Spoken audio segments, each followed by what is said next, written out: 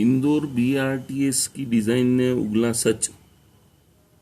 हत्यारी BRTS की design देखिए, जो स्वीकृत डिजाइन थी उसको बदल दिया गया। स्वीकृत डिजाइन ये थी, जून 2006 में Indore city transport service limited Indore द्वारा ये डीपीआर थी, डिटेल प्रोजेक्ट रिपोर्ट थी ऑन इंदौर बस रैपिड ट्रांसपोर्ट सिस्टम अंडर जेएनयूआरएम। जेएनयूआरएम का ये भारत सरकार की केंद्रीय शहरी मंत्रालय की योजना थी, Jawaharlal Nehru urban renewal mission. अब ये पब्लिक ट्रांसपोर्ट की योजना बनी आपदाओं की योजना। इंदौर की शान, बीआरटीएस से जनता क्यों है परेशान। इंदौर बीआरटीएस की तकनीकी तथा डिजाइन की खामियों पर मध्य प्रदेश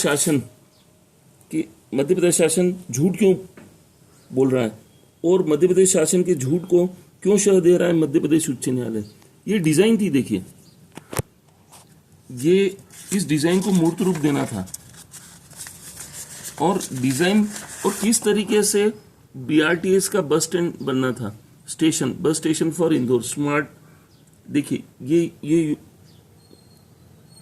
डिजाइन थी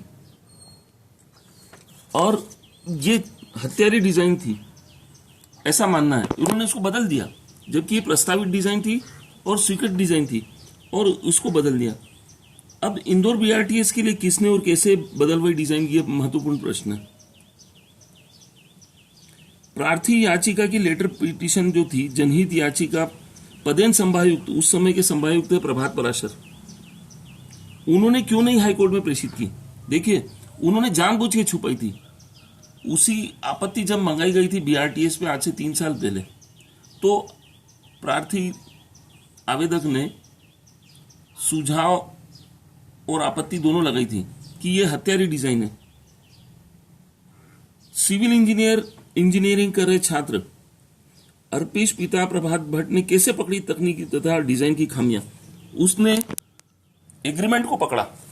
देखिए, सबसे पहले बीआरटीएस का एग्रीमेंट था गवर्नमेंट ऑफ इंडिया, उसका मंत्रालय है केंद्रीय शहरी मंत्रालय, फिर मध्य प्रदेश का नगरीय प्रशासन मंत्रालय और नगर निगम इंदौर, इन तीनों के बीच में एग्रीमेंट हुआ, ट्रिप्लिकेट, इसको कहते हैं त्रिपक्षीय अनुबंध हुआ।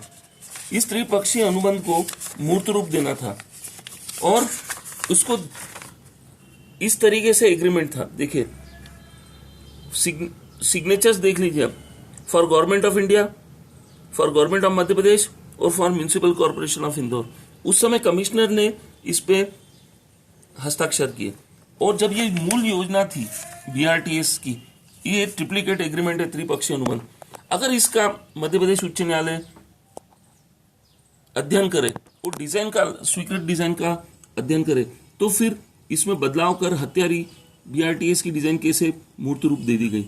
यहां पर जो डिजाइन है, स्वीकृत डिजाइन है, जो डिजाइन थी उसको कैसे बदल दिया गया और उसको फिर भी कह रही है। फिर मध्य प्रदेश उच्च न्यायालय की इंदौर खंडपीठ में जो जनहित याचिका लगी है, तो कहते हैं जनता भले ही परेशान हो, लेकिन हाईकोर्ट में शासन ने कहा बीआरटीएस सुविधाजनक। कैसे संभव है। देखिए, इंजीनियरिंग कर रहे छात्र अर्पिश भट्ट, जो खुद स्वयं बीआरटीएस योजना के अंतर जो चौराहे बने हुए, नवलखा चौराहा, उस पर खुद घायल हुए थे एक्सीडेंट में, उसी दिन उन्होंने ठान लिया था कि मैं इस छल कपट को पकड़ूंगा कि ये कैसी हत्यारी डिजाइन है और पूरे विश्व के सम्मुख रखूंगा कि किस तरीके से डिजाइन थी, स्वीकृत डिजाइन थी और उसको बदल दिया गया। चौराहे पर स्वयं घायल होने के बाद मध्य प्रदेश उच्च न्यायालय को स्वीकृत डिजाइन का पर्दाफाश करने का उठाया बीड़ा। बीआरटीएस पर हुई मौतों के लिए क्या मध्य प्रदेश उच्च न्यायालय के न्यायाधीशगण भी जिम्मेदार है? क्या न्यायाधीश जिम्मेदार नहीं है? न्यायाधीश भी हैं संदिग्ध, न्यायाधीश की जो भूमिका है वो संदिग्ध है। क्या न्यायाधीश को हटाया जाएगा या न्यायाधीश स्वयं हटेंगे?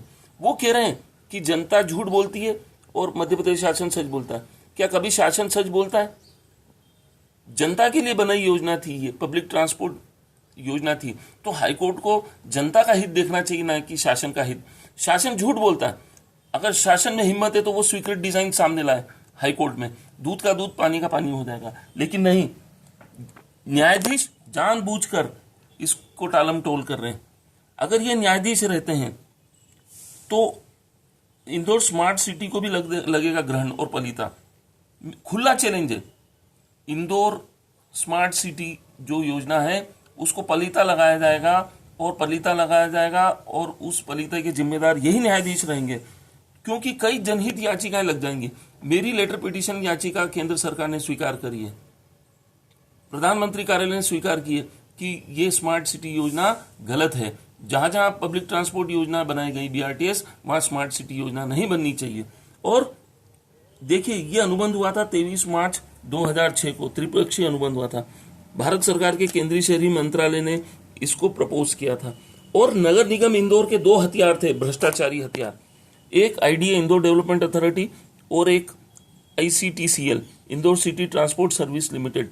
ये दोनों नगर निगम इंदौर के हथियार थे, भ्रष्टाचारी हथियार। और ये आज अगर ये BRTS योजना की डिजाइन अगर न्यायालय के समक्ष मंगा दिया जाता है मध्य प्रदेश शासन से, तो दूध का दूध पानी हो जाएगा। और एक निवेदन है मध्य प्रदेश शासन से, राज्यपाल से, मध्य प्रदेश के राज्यपाल से निवेदन है कि वो BRTS योजना में हस्तक्षेप करे और जो न्यायाधीश सुनवाई कर रहे हैं उनको तत्काल रूप से हटाया जाए। अगर वो नहीं हटते हैं तो उनकी शिकायत देश के सुप्रीम कोर्ट को की जाएगी और उनको हटवाया जाएगा, क्योंकि जो न्यायाधीश सुनवाई कर रहे हैं वो MPRDC की कई शिकायत, जनहित याचिकाओं उसको पेंडिंग रखे हुए, कई शिकायतों को पेंडिंग रखे हुए जिनका सीधा इफेक्ट मध्य प्रदेश शासन पर होता है।